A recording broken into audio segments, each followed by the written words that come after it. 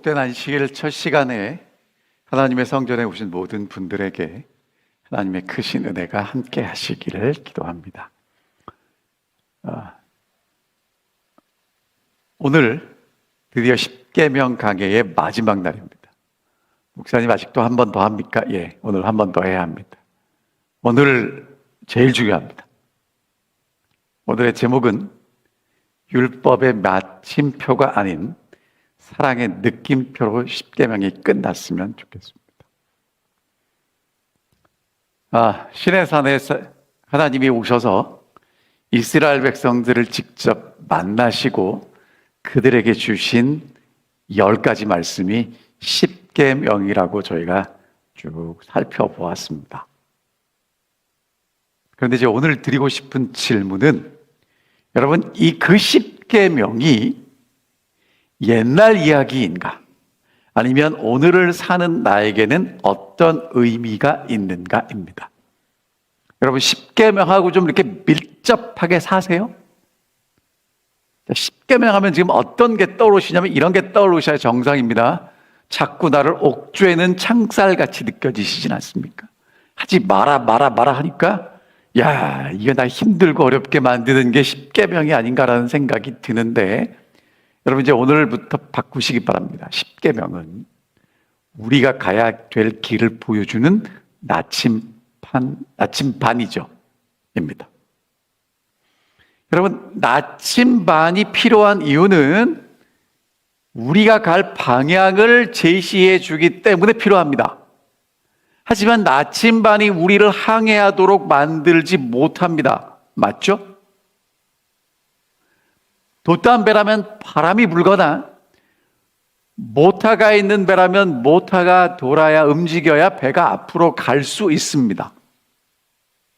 마찬가지로 오늘 여러분과 제게 십계명을 주신 이유는 나침반으로 주셨습니다. 그러면 우리를 그 방향으로 가게 만드는 것이 무엇인가? 하나님이 약속하셨고 그 약속을 이루시는 하나님의 능력이라는 것입니다. 여러분, 이럴 때는 아멘을 하셔야 돼요. 왜? 이렇게 중요한 약속을 말씀을 듣는데 남 얘기처럼 그런 표정 띄우시면 안 됩니다. 자, 그래서 오늘은 저희가 이 나침반과 같은 이 십계명이 오늘을 살아가는 여러분과 제게 어떤 의미가 있는지를 살펴보려고 합니다. 하나님의 변함없는 언약이 십계명인데, 이 언약을 오해한 사람들의 이야기 먼저 살펴보도록 하겠습니다. 자, 마태복음 5장 17절 같이 읽어보겠습니다. 시작. 내가 율법이나 선지자를 폐하러 온 줄로 생각지 말라. 폐하러 온 것이 아니요 완전하게 하려 함이라. 자, 이렇게 착각하시는 분들이 있어요. 예수님이 이 땅에 오신 것은 십자가로 율법을 완성시키기 위해서 왔기 때문에 율법은 폐했다라고 이야기하는 사람도 있습니다. 근데 예수님이 뭐라고 말씀하셨어요? 율법이나 선지자를 폐하러 온 게 아니라 어떻게 하기 위해서 왔다고요? 온전하게, 완전하게 꽉 채우기 위해 오셨다는 것입니다. 그러니까 십계명은 시내산에 있던 유대인들에게만 주셨던 율법이 아니고 예수님 시대에도 그 율법은, 하나님의 약속은 필요했다는 것입니다. 맞죠? 여러분, 그래서 십계명이 제가 뭐라고 말씀드렸냐면 우리가 지켜야 될 언약입니까? 하나님이 지키게 해주실 언약입니까? 네? 이렇게 대답이 나오시는 건 여러분 공부를 잘하신 겁니다.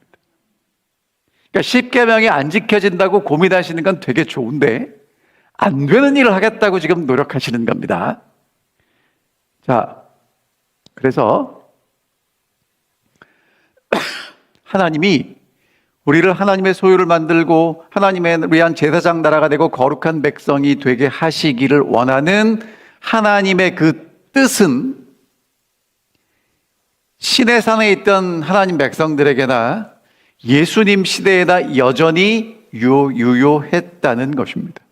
그런데 여러분, 너무 재밌는 건 마태복음 22장, 마가복음 12장에 보면 율법사와 예수님과의 대화가 나와요. 근데 그 대화를 요약하면 그런 겁니다. 어떤 계명이 큽니까? 라고 질문합니다. 여러분, 계명 중에 어떤 게 더 큰가요? 이 얘기를 왜 하냐면 유대인들이요, 바벨론의 포로로 갔습니다. 왜? 하나님의 언약을 안 지켰으니까. 돌아와서 결심합니다. 이제는 뭐 해야겠다? 하나님의 약속을 정말 잘 지키겠다. 잘 지키고 싶은데 어떻게 하면 잘 지키는지 궁금해서 랍비들이 모여서 39개의 규정을 만듭니다. 적어도 요거는 지켜야 돼. 요건 하지 말아야 돼.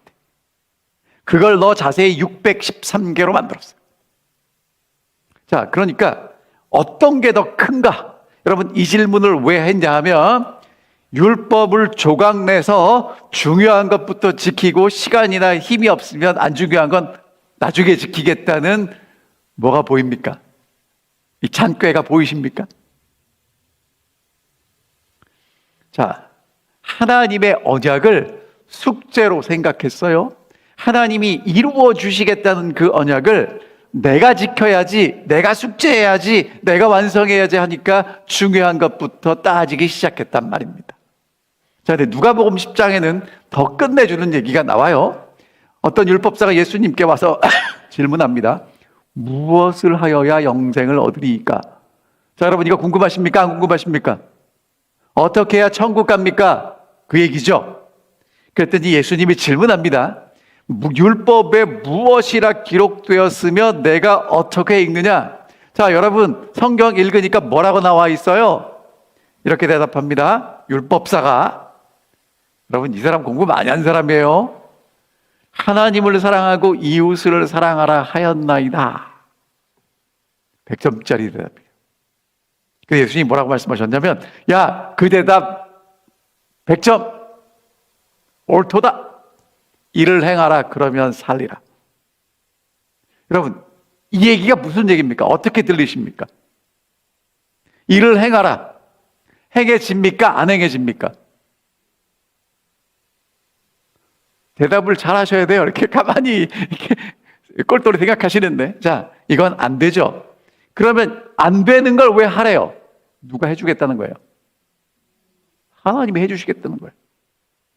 자, 그런데 이 율법사가 여기까지는 잘 갔는데 그 다음에 본심을 드러냅니다. 그러면 내 이웃이 누굽니까? 또 뭘 따지는 거예요? 율법을 따지는 거예요.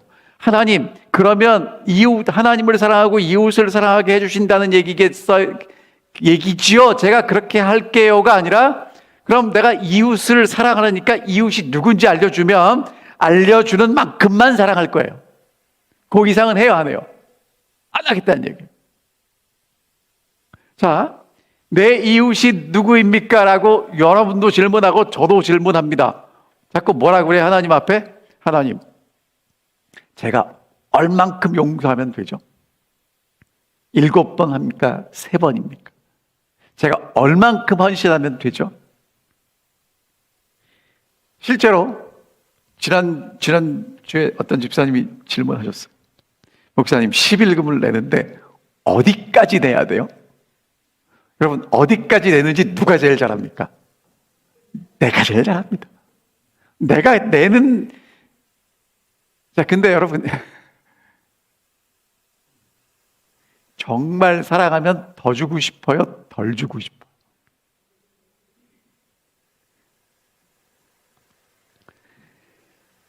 내 이웃이 누굽니까? 라고 질문하는 이유는 사랑하기 위해서 질문하는 게 아니라 사랑하지 않을 핑계를 찾고 있는 것입니다. 정답은 입술로 말하는데 마음은 끊임없이 뭘 따져요? 조건을 따져요. 내 마음에 드는 사람, 잘해주는 사람, 그 사람은 이웃이에요. 근데 그렇지 않은 사람은 이웃이 아니었으면 좋겠는 거예요. 자, 여러분, 이런 사람들은 어떤 사람들이냐면요, 나침반을 봤어요. 나침반에 북극이 가리키는 내가 가야 되는 방향을 알려줍니다. 가야 되는데 방향만 확인하고 가지 않는 사람들이에요. 오늘 십계명을 보면 여러분과 제가 어떻게 살아가야 될지 알려주는데 알기만 하고 가지 않는 사람들입니다. 여러분, 나침반의 바늘을 보셨다면 이제 그 다음에 뭘 보셔야 되냐면 나를 이끄시는 인도자를 보셔야 합니다. 왜냐하면 하나님이 우리에게 주신 약속이에요. 여러분, 그 약속을 하나님이 주셨다는 얘기는 하나님이 뭐 하시겠다는 겁니까? 이루시겠다는 겁니다. 뭐가 바뀌어야 돼요? 바라보는 관점이 바뀌고 생각이 바뀌어야 한다는 것입니다. 그리고 이렇게 기도하셔야 합니다. 하나님, 제가 아무리 밤새도록 고민하고 기도하고 금식했는데 제 계산으로는 저 XX는 용서가 안 됩니다. 이건 제가 못할 일이에요. 그러니 이제는 주님께서 오셔서 제 속에서 약속을 이루어 주셔야 합니다. 라고 기도하셔야 되는 것입니다. 그거 하라고 주신 거예요.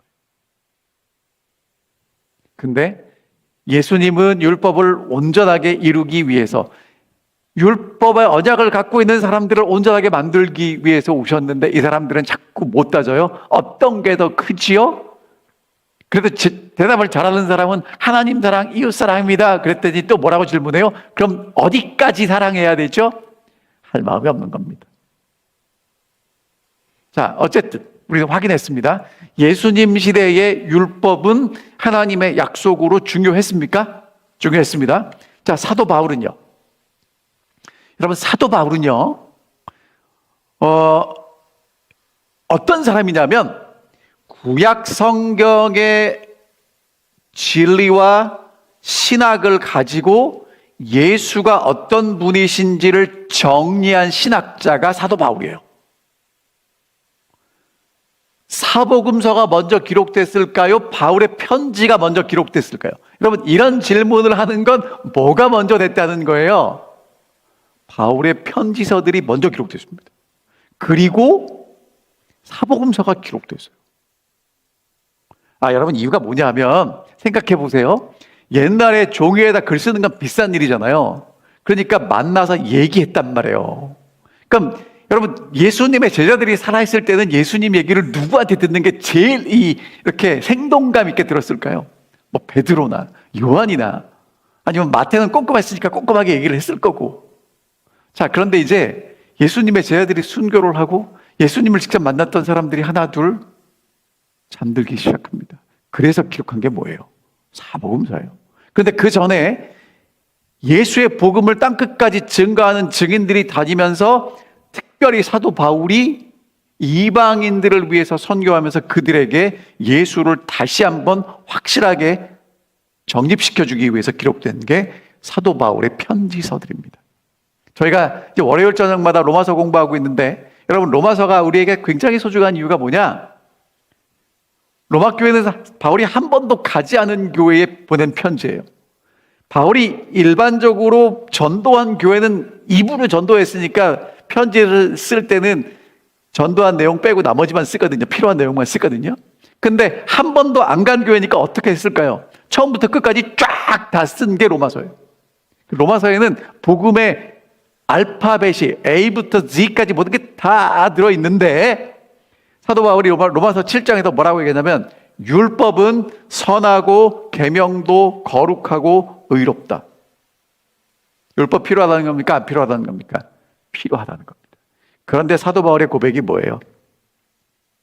율법이 폐지된 게 아니라 율법을 지킬 능력이 없다는 겁니다. 사도 바울의 고백이나 오늘 여러분과 저의 고백이나 똑같아요. 여러분, 율법은 지켜집니까? 안 지켜집니까? 우리가 노력하면 안 된다는 것입니다. 자, 그런데 율법의 기능을 뭐라고 얘기하냐면 몽학 선생이라고 얘기하는데 여러분, 몽학 선생은 학생의 손을 잡고 학교까지 데려다 주는 선생이 몽학 선생이에요. 그러니까 몽학 선생이 가르쳐 주는 게 있어요, 없어요? 요즘 말로 말하면 스쿨버스 운전사예요. 스쿨버스 운전사에게 뭘 배웁니까? 안 배웁니까? 하지만 있어야 학교를 가겠죠. 그게 율법의 기능이라는 것입니다. 자, 이건 뭐 저의 해석인데 누구 엑스레이인지는 모르겠어요. 여러분, 병원 가면 엑스레이 찍죠? 장모님 찍죠, 그렇죠? 왜 찍습니까? 찍어야 뭐가 잘못됐는지 잘 됐는지 알 수 있기 때문에 그렇습니다. 그러니까 여러분, 율법은요, 율법 앞에 서면 우리가 가야 될 방향을 보여주고 우리가 지금 잘못된 방향으로 가고 있다고 정확하게 알려줍니다. 너는 하나님을 온전히 사랑하지 못하는구나. 내 이웃을 탐내는구나. 정확하게 보여주는 거예요. 그 보여주는 이유가 뭐냐? 여러분, 엑스레이를 찍는 이유가 뭐예요? 당신 여기에 문제가 있어요. 라고 발견하기 위해서 찍습니까? 아니면 의사가 보고 치료하기 위해서 찍습니까? 자, 율법의 기능은 치료자인 예수께로 인도하기 위함이에요. 그러니까 꼭 필요한 겁니다. 자, 그래서 어떻게 지켜지는가? 로마서 8장 4절, 육신을 따르지 않고 그 영을 따라 행하는 우리에게 율법의 요구가 이루어지게 하신다는 겁니다.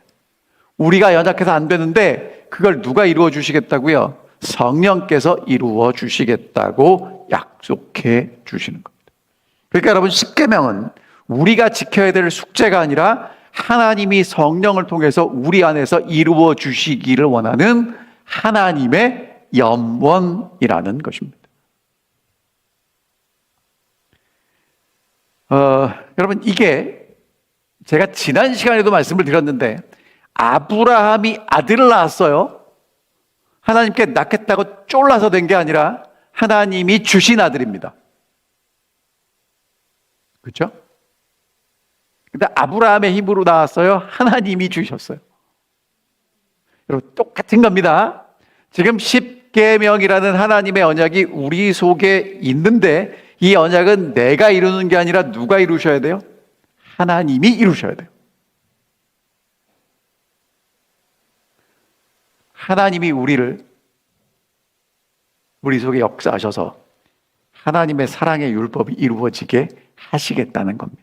그래서 사도 바울이 뭐라고 얘기했냐면 사랑은 율법의 완성이다.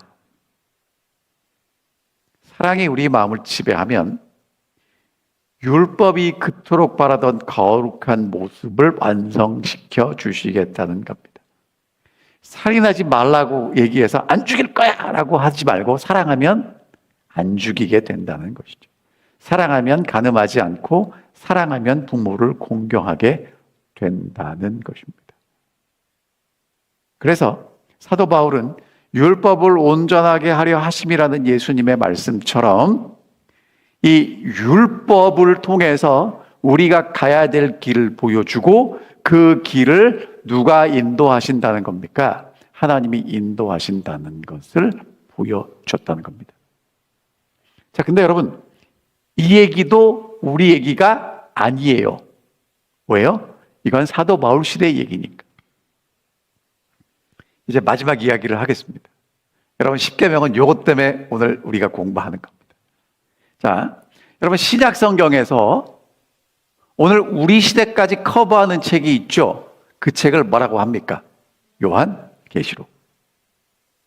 하나님의 계명과 예수를 믿는 믿음 때문에 반모섬에 갇힌 사도 요한.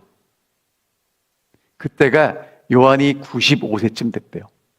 요한이 제자들 중에 제일 나이가 어렸는데 다른 제자들은 다 이제 순교하고 누구만 남은 거예요? 요한만 남았어요. 예수를 믿기 때문에 붙잡혀서 전승에 의하면 요한은 어디다가 집어넣냐면 이 기름을 펄펄 끓여가지고 그 안에 집어 던졌답니다. 안 죽었어요. 그래서 반모라는 섬에 유배를 보냅니다. 그럼 여러분, 이 요한은요, 내가 여기 와 있는 것보다 뭐가 더 가슴이 아프냐면 지금 바다 건너편에 에베소, 서마나, 두아디라, 빌라델비아, 라오디게아 그 교회들이 지금 잘 있는지가 더 걱정이 되거든요. 그때 안식일에 예수님이 오셔가지고 앞으로 어떻게 될 것인지를 쫙 펼쳐 보여주셨는데 그걸 뭐라고 얘기합니까? 예수 그리스도의 계시라고 이야기합니다. 잘 아시는 것처럼 7 촛대를 누가 붙잡고 계세요? 예수님이 붙잡고 계세요. 예수님이 인도하신다는 이야기를 쫙 보여주시면서 이제 오늘은 그 중에 하나만 여러분들에게 장면을 보여드립니다. 잘 아시는 말씀입니다. 읽겠습니다. 시작. 용이 여자에게 분노하여 돌아가서 그 여자의 남은 자손 곧 하나님의 계명을 지키며 예수의 증거를 가진 자들과 더불어 싸우려고 바다 모래 위에 서더라. 이게 마지막 전쟁입니다. 누구하고 싸웁니까? 용과 그 전에 보면 여자가 싸웠어요. 여러분, 여자는 구약 성경에는 이스라엘이고 신약 성경에는 교회입니다. 그런데 누구하고 마지막에 싸우냐면 여자의 남은 자손. 렘넌트라고 표현을 하는데 쉽게 말하면 어떤 거랑 똑같으냐면 양복을 만들고 나머지 짜투리 천. 그런데 여러분, 양복을 만든 천이나 짜투리 천이나 내용은 똑같죠. 그러니까 여자의 마지막 남은 공동체. 근데 여러분, 이제 요거를 잘 보셔야 돼요. 사탄이 열받았습니다. 이렇게 표현해야 안 잊어버리겠죠. 사탄이 뚜껑이 열렸어요. 왜 열렸을까요? 특징이 뭘까? 하나님의 계명을 지키며 예수의 증거를 가진 여자의 남은 자손들 때문에 열받았습니다. 여러분, 하나님의 계명이 뭘까? 예수의 증거가 뭘까? 이거를 가진 사람들 때문에 사탄이 열받았다는 거예요. 그러니까 하나님의 계명이 그냥 3,500년 전에 시내산에서 하나님이 이스라엘 백성들에게 준 계명으로 끝나는 게 아니라 마지막 시대에 사탄을 열받게 만드는 특징 중에 하나가 하나님의 계명을 지키는 거예요. 자, 그럼 여러분, 하나님의 계명이 뭡니까? 10계명. 10계명에서 뭐가 제일 중요합니까? 안식일 맞습니까?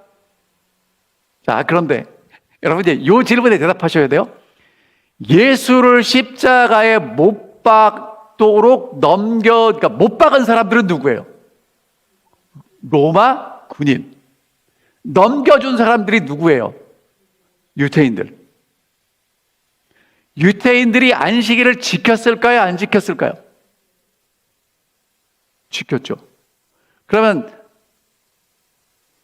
예수를 죽이려고 했던 사탄이나 예수를 죽이려고 넘겨주었던 유대인이나 같은 편일까요? 다른 편일까요? 자, 근데 유대인들은 안식일 지켰어요? 안 지켰어요?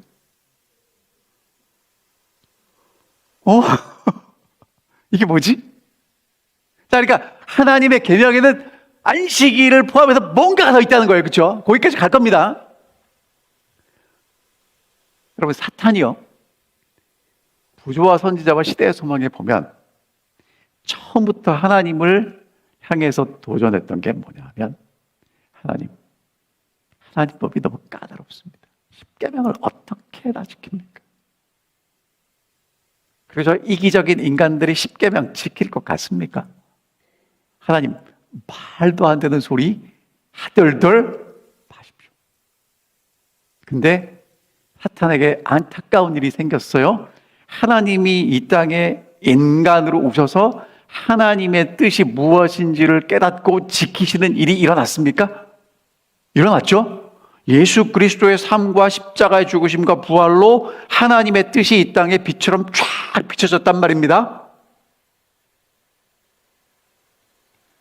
자, 그런데 예수님의 제자들도 그게 무엇인지 알고 따라갔고, 마지막에 하나님의 계명을 지키고 예수의 증거를 가진 자들 때문에 사단이 분노했다는 것은, 이 사람들은 하나님이 원하시는 그 무엇인가가 그들 속에서 역사하고 이루어지고 성취된 사람들이라는 거예요. 그러니까 열받죠. 사탄은요, 예수를 십자가에 못 박도록 넘겨준 유대인들을 향해서는 열받지 않았어요. 근데 이 사람들을 향해서는 열받습니다. 이유가 뭔가? 하나님의 언약을 뭐 했어요? 소중히 간직하고 지켰습니다. 그러니까 하나님의 약속이 이루어지는 거예요. 다시 아브라함 이야기로 돌아갈게요. 여러분, 아브라함은요, 하나님이 아들을 주신다는 그 약속을 받을 때부터 아들을 낳을 때까지 잊어버린 적이 있을까요? 없을까요? 그건 잊을 수가 없어요. 근데 아브라함의 실수가 뭐냐면, 하나님이 아들 주신다고 그랬는데 아들이 안 생겨요. 나이를 한 살 한 살 먹어가고 마누라도 늙어가는데 아들을 주신대. 그래서 뭐 합니까? 양자를 드릴까요? 그러다가 사라가 기다리다 이제 가능성이 안 보이니까 첩을 드리래요. 그 첩 들여가지고 낳았는데 하나님이 뭐라고 그래요? 아니다 그러시는 거예요. 그리고 아브라함과 사라가 더 이상 아들을 낳을 수 없었을 때 하나님이 주신 그 아들이 진짜잖아요. 여러분, 마찬가지로요, 하나님의 약속이 우리의 삶에 이루어지는 건 누가 이루신다고요? 하나님이 이루시는데, 그러기 위해서는 하나님의 약속을 뭐 하고 있어야 돼요? 여기다가 꼭 간직하고 지키는 사람들. 그 사람들 삶의 삶 속에 뭐가 이루어지는 거예요? 하나님의 약속이 이루어지기 때문에 사단이 열받는 겁니다. 여러분, 사단은요, 이삭이 태어났을 때 얼마나 황당했겠습니까? 야, 저 태어나면 안 되는데. 근데 하나님이 주신 그 아들이 태어났어요. 그 다음에 하나님은 이스라엘 백성들에게 내가 너를 거룩한 백성으로 만드시겠다고 약속하셨고, 그것을 이루시기를 원하셨는데 안 됐는데 누구를 통해서 됐어요? 예수 그리스도를 통해서 됐어요. 자, 그리고 이제 마지막 시대에는, 여러분 오늘 이 얘기 잘 들으셔야 됩니다. 자, 이유가 뭔가? 요즘 세상을 보면 흉흉해요. 마지막 시대 맞습니까? 우리 집사님도 아까 기도해 주셔서 마지막 시대를 우리가 잘 살아갈 수 있게 해달라고 기도하셨는데, 여러분 어떻게 하면 잘 사는 것인가? 사탄을 열받게 만들면 잘 사시는 거예요. 왜? 마지막에 용이 분노하여 돌아가서 여자의 남은 자손과 뭐 한다고요? 싸운다고요. 그러면 여러분, 여자의 남은 자손은 뭐 하는 사람들이에요? 이 사람들은 뭐 갖고 싸우는 거예요? 여러분, 자꾸 뭐 갖고 싸우는 게 아니고 내 속에서 하나님의 약속이 이루어지면 사탄이 열받은 거예요. 뭘 잘 지켜서 어떤 것을 성취하는 게 아니고, 하나님이 주신 그 약속이 내 속에서 하나님의 신실하심 때문에 그대로 지켜지는 사람들. 사단이 그래서 열받는 겁니다. 안 되는 게 되도록 약속을 붙잡고 지켜내니까요. 자, 그럼 이제 영원한 복음의 결론을 좀 여러분들에게 보여드릴게요. 이게 무슨 얘기냐면, 요한계시록 14장에 보면 하나님이 이 마지막 세상을 향해서 영원한 복음을 선포하는데, 선포하는 사람이 세 천사예요. 우리는 세 천사의 기별이라고 일반적으로 알고 있는데, 여러분 성경을 읽어보면 세 천사의 기별이라는 단어는 나오지 않아요. 영원한 복음이라는 게 나오고, 영원한 복음을 누가 전해요? 세 천사가 전해요. 물론 이렇게 쓸 수 있지만 성서의 영혼은 영원한 복음이고, 영원한 복음을 전하는 세 천사가 나옵니다. 자, 그런데 여러분, 이 세 천사가 영원한 복음을 선포한 다음에 우리는 첫째 천사의 기별, 둘째 천사의 기별, 셋째 천사의 기별까지 잘 아는데, 이 세 천사가 복음을 전한 다음에 뭐 할까요? 요한계시록 14장 12절 뭐라고 써 있냐면 성도들의 인내가 여기 있나니 그들은 하나님의 계명과 예수에 대한 믿음을 지키는 자니라. 이 사람들은 뭐 하는 사람들입니까? 인내하는 사람들입니다. 인내는 억지로 버티는 고통이 아니라 하나님의 약속, 하나님이 주신 나침반 그 방향을 보면서 하나님께서 나를 인도하실 것을 확신하면서 기다리는 사람들을 인내한다고 이야기합니다. 사탄이 우리를 향해서 끊임없이 그래요. 거봐라. 너 넘어졌지. 너 죄인이지. 될 것 같으냐? 여러분, 그러면 될 것 같아요? 안 될 것 같아요? 오늘 살아오신 걸 가만히 돌아보세요. 한 주일 살아보신 거 보세요. 내가 사는 걸 보면 하나님 닮았어요? 안 닮았어요? 사탄이 와서 뭐라고 그래요? 거봐라. 내가 안 된다고 그랬잖아. 근데 여러분, 그때 뭘 붙잡으셔야 된다고요? 하나님이 아브라함에게 아들 주신다는 그 약속을 붙잡듯 하나님이 우리에게 주신 그 약속을 붙잡고 뭐라고 얘기해야 되냐면, 그래, 지금 못한다. 안 된다. 내 힘이 없다. 하지만 하나님이 이루어 주신다고 했으니까 이루어질 걸 믿으니까 더 가라. 쫓아내셔야 돼요. 자, 그러면 이제 여러분들에게 하나님의 계명이 뭔지를 말씀드리겠습니다. 사탄이 그렇게 무서워하는 계명, 성도들이 목숨 걸고 인내하며 지키는 그 계명이 뭔지, 여러분, 하나님의 계명이 뭔지 알려면 누구한테 물어봐야 되냐면 옆에 있는 사람한테 물어보면 안 돼요. 목사님한테 물어봐도 안 돼요. 신학자한테 물어봐도 안 돼요. 이유가 뭔지 아십니까? 저도 옛날에 뭐라고 열심히 가르쳤냐면, 여러분, 하나님의 계명은 뭡니다? 10계명입니다. 그 중에 제일 중요한 건 뭡니다? 안식일입니다. 맞아요, 안 맞아요? 맞아요. 근데 여러분, 그건 우리끼리 맞는 거예요. 여러분, 보세요. 자, 여러분이 얼마나 이제 성경을 잘 아시는지 질문하겠습니다. 자, 잘 듣고 대답하세요. 요한복음 누가 썼어요? 사도 요한이 썼겠죠. 요한계시록은 누가 썼겠습니까? 사도 요한이 썼겠죠. 그럼 요한 1, 2, 3, 4는 누가 썼을까요? 요한이 썼겠죠. 그럼 요한계시록에 하나님의 계명이라고 쓴 사람이 누구예요? 요한이죠. 그러면 하나님의 계명이 뭔지 알려면 누구한테 물어봐야 돼요? 요한한테 물어봐야 되죠. 이해 있으세요? 아무도 없어요. 자, 그럼 요한한테 물어보자고요. 자, 요한이 뭐라고 얘기했는가? 자, 읽어보겠습니다. 시작.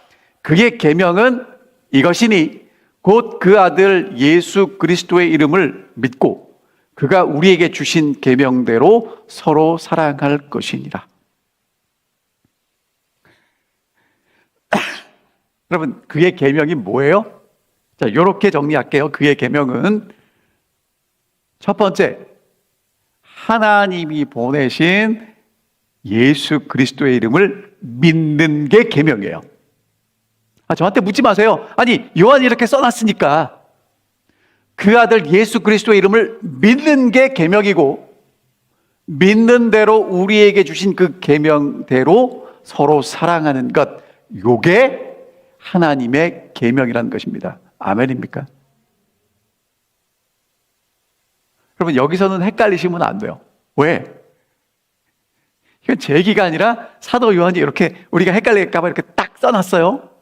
그러니까 하나님의 계명은 뭐라고요? 예수를 믿고 우리에게 주신 계명대로 서로 사랑하는 것. 예수님이 마지막에 제자들에게 하나 당부했어요. 뭐라고요? 너희가 서로 사랑하면 내 제자인 줄 알 거다. 똑같은 얘기 하는 거예요. 자, 그러면 이제 다시 갑니다. 남은 자손의 정체성은 뭐예요? 하나님의 아들 예수 그리스도의 이름을 믿고 우리에게 주신 계명대로 서로 사랑하는 것입니다. 그럼 사단이 왜 분노해요? 우리가 안식일의 조항을 문자적으로 잘 지켜서 분노하는 게 아니고, 우리가 예수 그리스도를 온전히 신뢰함으로, 그 다음 얘기가 참 어려운 얘기지만 제가 용기를 내서 하겠습니다. 도저히 사랑할 수 없는 사람까지 사랑해 버리는 하나님의 아들로 살아가니까 사단이 안 된다고 그렇게 못 받고 말뚝박고 여기는 도저히 못 넘어간다고 한 그곳을 누가 넘어가요?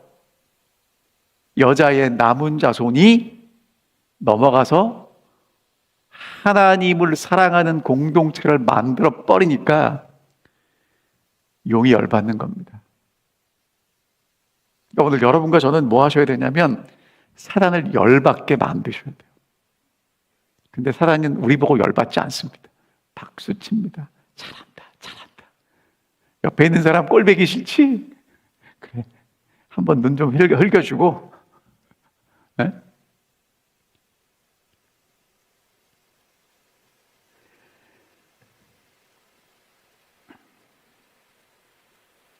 여러분, 아브라함에게 이삭이 태어나기 전까지는 이스마엘이 상속자라고 착각했어요. 하지만 이삭이 태어난 이후에는 모든 게 달라집니다. 하나님의 언약이 우리에게 온전히 성취되기 전까지는 사탄이 안 된다고 우리를 끊임없이 믿음을 믿지 못하도록 좌절시키고 낙담시켰습니다. 그리고 자기가 우리 대신 이 땅을 상속할 사람이라고 주장했습니다. 하지만 하나님의 사랑이 우리 안에 성취된 이후에는 모든 게 달라집니다. 그래서 분노합니다. 자, 그럼 이제 그 다음 질문을 해야 되겠죠? 서로 사랑하는 율법의 완성 가능합니까? 자, 읽어보겠습니다. 그의 계명을 지키는 자는 주 안에 거하고 주는 그의 안에 거하시나니 우리에게 주신 성령으로 말미암아 그가 우리 안에 거하시는 줄을 아느니라. 가능합니까? 하나님의 성령께서 역사하시면 가능해집니다. 그러기 위해서 우리는 누구 안에? 주님 안에. 주님은 우리 안에 거하셔야 합니다. 여러분, 주님이 어떻게 우리 안에 거하시죠? 성경을 날마다 입으로도 먹고 눈으로도 먹고 귀로도 먹고 계속 드셔야 합니다. 드시는 것만 먹기만 하면 안 되고 들어가서 뭐 해야 돼요? 소화돼서 여기 있어야 돼요. 자, 근데 여러분 기억하십시오. 어제 식사한 게 오늘까지 내 몸에 있지 않고 나가죠? 그래야 건강한 겁니다. 어제 읽은 말씀이 오늘까지 내 마음속에 있지 못합니다. 잊어버립니다. 그래서 어떻게 하셔야 돼요? 매일 드셔야 합니다. 어떻게 드세요? 자, 요거는 이렇게 좀 말씀을 드릴게요. 여러분, 밥은 어떻게 드셔야 됩니까? 꼭꼭 씹어서. 성경도 어떻게 드셔야 돼요? 꼭꼭 씹어서 드셔야 돼요. 많이 안 드셔도 됩니다. 뭐 여러분들 중에 공부를 많이 하신 분들은 하루에 한 권을 다 읽으셔도 되겠지만, 여러분 제가 해보니까요, 한 장 넘기지 마세요. 조금씩 읽으십시오. 그 대신에 깊이 읽으십시오. 현미를 50번, 100번 씹으면 밥이 달아지는 거 경험해 보셨죠? 성경도요, 계속 묵상하다 보면, 와, 정말.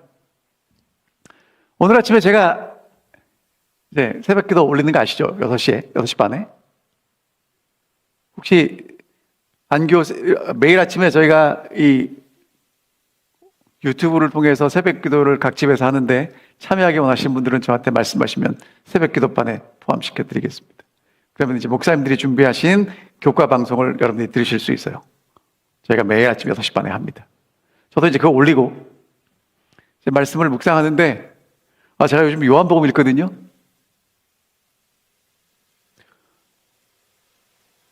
시간이 아까워요. 왜 이렇게 빨리 가는지 모르겠어요. 정말. 하여튼 제가 이제 조금 있으면 여러분들하고 좀 나누겠습니다. 제가 정말 얼마나 좋은지 모르겠어요. 여러분들도 좀 그런 경험을 하셨으면 좋겠습니다. 절대로 많이 읽지 마세요. 조금씩만 읽으십시오. 그 대신에 깊이 읽으시기 바랍니다. 언약을 믿고 지키는 사람들은 성령께서 나침반이 가리키는 방향으로 인도해 주심을 경험하는 사람들입니다.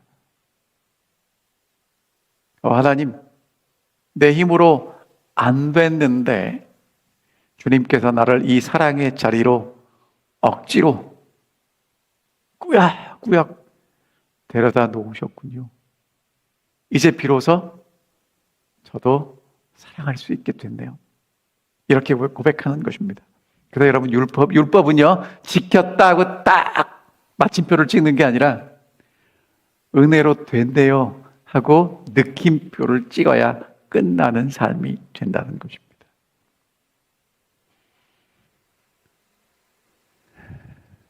제가 드디어 십계명 강의를 오늘 마치겠습니다. 2025년에 시작해서 2026년까지 하니까 참 오래 했습니다.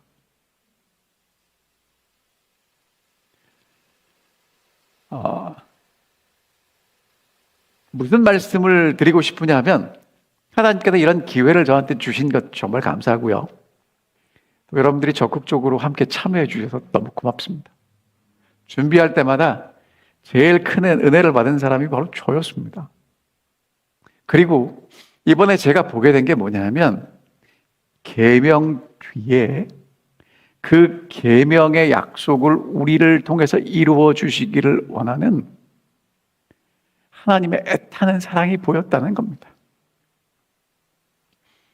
어떻게 해서든지 내 백성을 내 곁에 두고 행복하게 만들고야 말겠다는 그 하나님의 간절한 고집이 느껴졌습니다. 그래서 하나님은 아직도 하나님의 계명을 포기를 못하고 계시더라고요. 이 말씀을 드려야 되겠습니다. 십계명은 성경에 있는, 박물관에 있는 유물이 아니라 오늘 여러분과 저의 삶에 우리 가운데 살아있는 하나님의 언약이라는 것입니다. 사탄이 끊임없이 속삭일 것입니다. 세상을 봐라. 사랑이 식어가는 이 시대를 봐라. 계명대로 사는 게 불가능하다. 그때 우리는 대답해야 됩니다. 그래, 네 말이 다 맞다. 하지만 내가 노력하면 안 되지만 하나님의 약속하셨으니까 하나님이 나를 거룩한 백성으로 만드실 거다. 네가 뭐라 그래도 난 하나님의 소유다. 나는 하나님을 섬기는 제사장이다. 라고 담대하게 대답하셔야 합니다.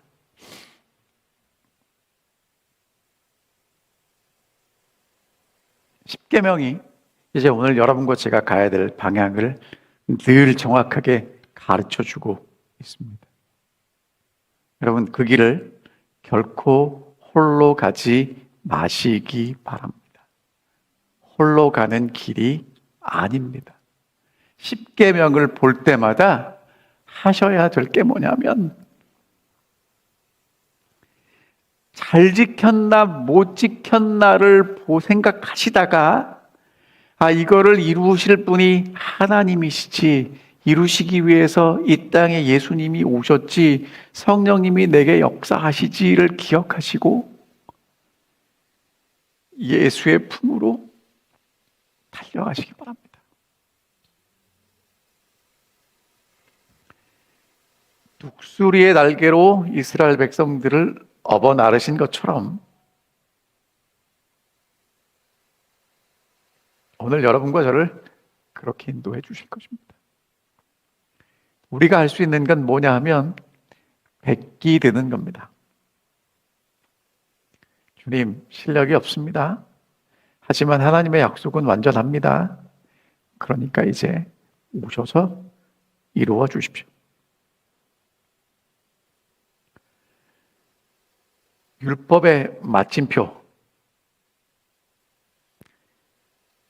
너는 여기까지야, 너는 죄인이야 라고 끊임없이 우리에게 사탄이 마침표를 찍을 때 여러분 지우시기 바랍니다. 하나님, 내 힘으로 안 됩니다. 주님이 나를 이 사랑의 자리로 옮겨주십시오. 그리고 하나님의 은혜를 경험하시고 거기다가 느낌표로 마치시기 바랍니다. 그런 하나님의 약속을 늘 삶으로 경험하고 주님 오시는 날까지 여자의 남은 자손으로 살아주시기를 간절히 바라면서 오늘 말씀 드리겠습니다.